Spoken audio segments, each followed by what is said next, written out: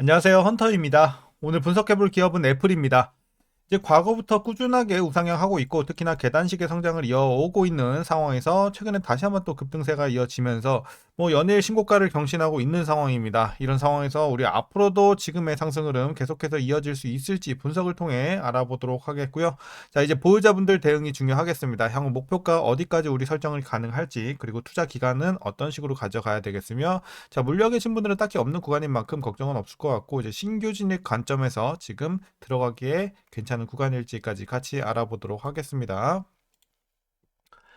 자, 이어서 이제 공매도 현황 한번 살펴보도록 하겠습니다. 아무래도 주가가 최근에 굉장히 또 가파르게 오르고 있는 만큼 공매도 비중도 조금씩 올라오고는 있습니다. 여기에 따라서 대차 잔고도 좀 늘어났는데 걱정할 건 없다고 봅니다. 일단 올라가고 있다고 해도 지금 비율 자체가 공매도 비율이 1% 미만이기 때문에 아무리 올라온다고 해도 걱정할 건 전혀 없는 수준이다라고 말씀드리겠습니다. 자, 그럼 이어서 재무제표 분석 시작해 보도록 하겠습니다.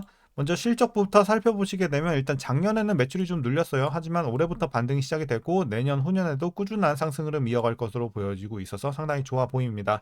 자, 에비타도 마찬가지로 올해 반등, 내년 후년 우상향 기대가 되고 있고요. 순이익은 다만 올해까지는 살짝 눌렸어요. 하지만 내년에 굉장히 큰 반등 이어지면서 후년까지도 좋은 흐름 이어갈 것으로 일단 예상이 나오고 있습니다. 그래서 순이익도 내년에 굉장히 크게 기대가 되고 있다. 그래서 전반적으로 실적은 굉장히 좋았던 올해, 그리고 내년 후년에는 더욱더 기대가 되고 있는 상황이죠. 자, EPS도 거기에 따라서 순이익과 같은 흐름이죠. 내년부터 크게 올라갈 것으로 보여지고 있는 상황이고요.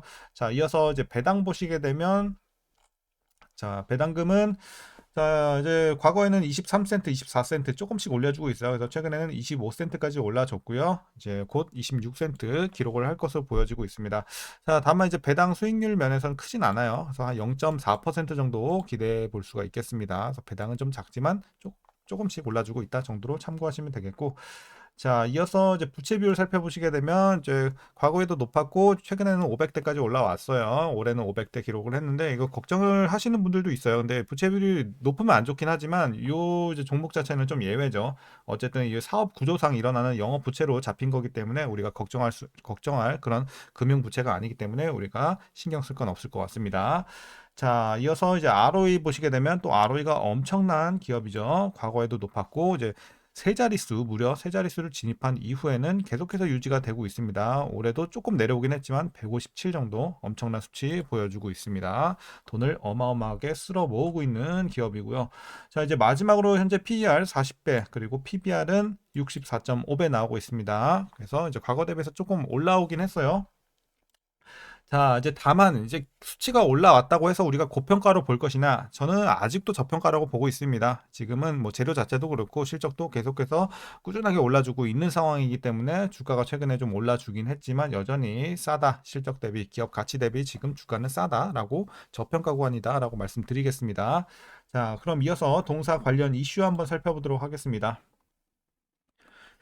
자, 약 3억 대의 아이폰 사용자들이 업그레이드 주기에 진입하고 있습니다. 연말 특수까지 더해지게 된다면 이 애플의 주가가 내년에 또 강한 상승 랠리를 펼치게 될 것이라는 또 시장의 의견이 나오고 있고요.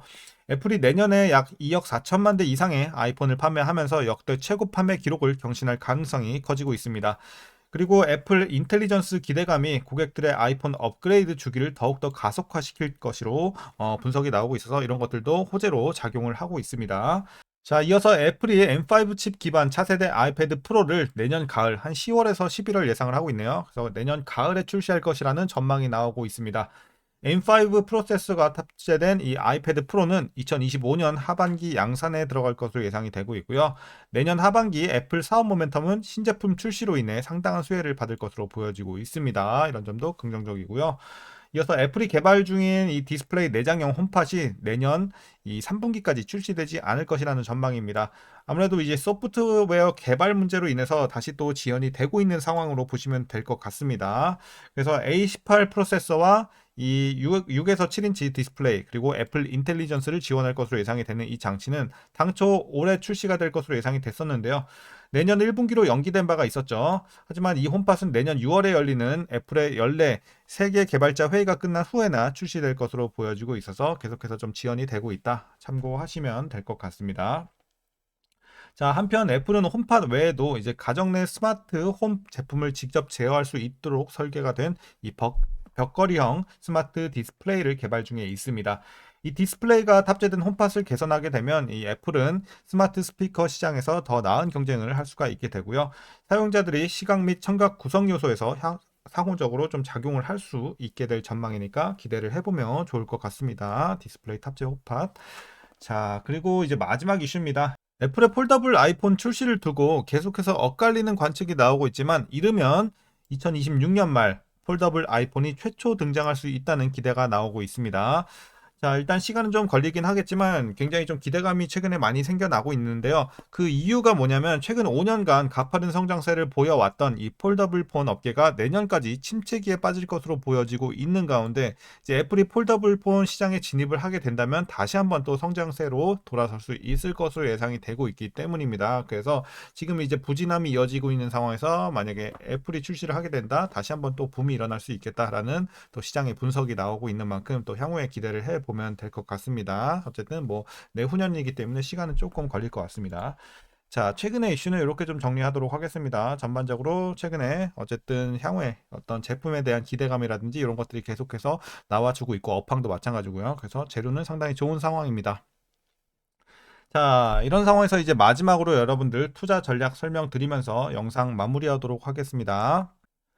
자, 먼저 신규 진입 관점입니다. 일단은 긍정적으로 말씀드리도록 하겠습니다. 주가가 많이 올라오긴 했지만 여전히 아까 말씀드렸다시피 저평가 구간에 위치가 되어 있고 여전히 향후에 우리 추가 상승 여력 많이 놀려볼 수 있는 구간이다라고 말씀드리겠습니다. 그래서 앞으로도 꾸준한 우상향 기대가 되고 있는 만큼 여러분들이 웬만하면 중장기적으로 내년까지도 충분히 좀 가져가시는 전략, 물론 그 후에도 계속해서 좋은 재료가 나와준다? 그럼 더 장기로 보셔도 되겠죠. 근데 일단은 내년까지는 충분히 보유해도 무리는 없겠다라는 지금의 관점입니다. 그래서 지금 충분히 진입하기 괜찮은 구간이고, 물론 미리 들어가신 분들만큼의 메리트는 아니지만 그래도 여전히 중장기적인 관점에서는 싼 구간이다라고 말씀드리겠습니다.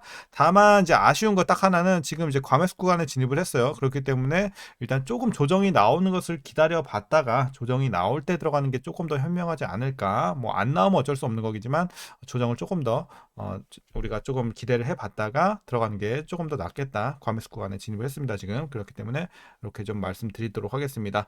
자, 하지만 뭐 여러분들은 뭐 지금 들어가도 무리는 없어요. 자, 이렇게 말씀드리겠고 이제 이어서 보유자분들 대응 방법입니다. 먼저 목표가부터 설정하도록 하겠습니다. 자, 목표가는 현재 330달러 보고 있습니다. 차트에 표시는 힘들겠으니까 여러분들 따로 메모를 해 두시면 될 것 같고, 제가 지난달 이제 한 달 전 영상에서 이제 300달러 설정을 해 드렸었죠. 근데 지금 한 10% 정도 상향을 했습니다. 개인적으로. 그래서 330달러 제시를 해 드리도록 하겠고, 상단이 굉장히 많이 열려 있다. 여러분들 추가 상승 여력 꾸준하게 장기적으로 노려보시면 좋을 것 같습니다. 큰 악재만 없다면 계속 가져가시면 좋을 것 같습니다.